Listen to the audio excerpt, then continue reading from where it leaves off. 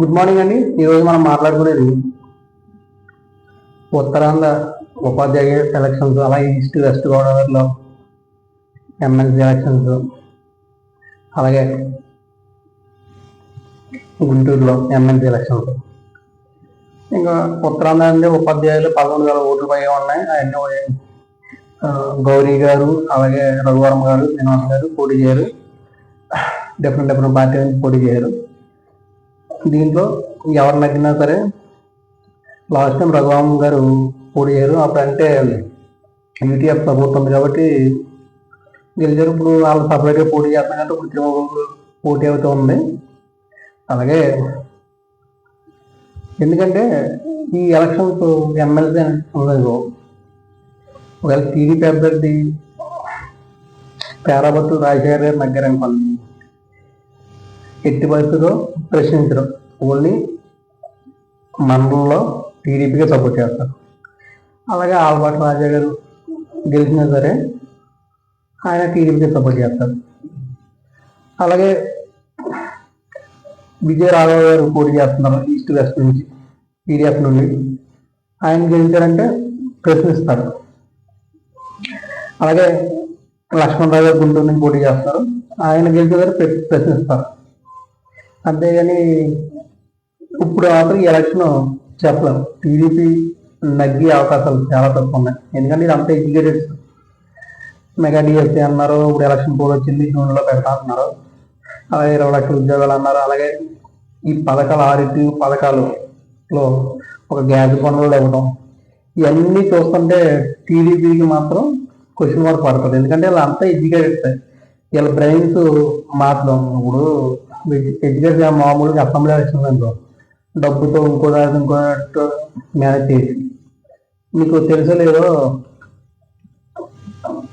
ఇంకా ఎలక్షన్ సంవత్సరంగా MLC election జరిగింది. అప్పుడు వరుసగా కడపలో కూడా టీడీపీ నగ్గింది. అలాగే ఈస్ట్ వెస్ట్ కానీ ఉత్తరాంధ్ర కానీ టీడీపీ నగ్గింది. ఆ ఎలక్షన్ బట్టే వ్యతిరేకత స్టార్ట్ అయిందని తెలుసుకున్నారు జనాలు, అందరూ కూడా తెలుసుకున్నారు. అలాగే టీడీపీ కూడా మనకి అనుకూలంగా ఉంది. జగన్మోహన్ రెడ్డి గారు మరి తెలుసో లేదా మరి. అదే విషయం ఇప్పుడు చెప్తున్నాను. ఎమ్మెల్సీ ఎలక్షన్లో మాత్రం టీడీపీ అభ్యర్థులు గుంటూరు ఈస్ట్ వెస్ట్లో మాత్రం ఎట్టి పరిస్థితుల్లోనూ కష్టం. ఎందుకంటే ఎడ్యుకేట్స్ ఆలోచించి ఇది ప్రశ్నించే గుంటు కావాలని అనుకుంటారు. అదే టోటల్ ఎడ్యుకేట్స్ మొత్తం కూడా ఎక్కువగా టీడీఎఫ్కి వేసే అవకాశం ఉంది. ఇంకా రాజకీయ పార్టీలు ఇవన్నీ ఇన్వాల్వ్ అయినాయి కాబట్టి డబ్బు ఎంత పంచిపెట్టినా అవి 100 ఓట్లకి 100,000 వస్తే కనీసం 5-6 ఓట్లు పడతాయి. అదే మామూలు ఎలక్షన్లో 100 ఓట్లకి 100,000 వస్తే కనీసం 50 ఓట్లన్నా 40 ఓట్లన్నా పడతాయి. కానీ ఇక్కడ మాత్రం పడే అవకాశం లేదు. డబ్బు ప్రభావితం 1%, 2% తప్ప ఎక్కువగా ప్రభావితం అవుతే అవ్వదు. ఇంకోటి ఏంటంటే ఈ పార్టీలు ఎప్పుడు నుంచో పీడిఎఫ్ ఇవన్నీ, కానీ రాజశేఖర్ గారు కానీ, పేరవతి రాజశేఖర్ కానీ, ఆలపాటి రాజా గారు కానీ చాలా కష్టంగా ఉంటుంది ఫైట్.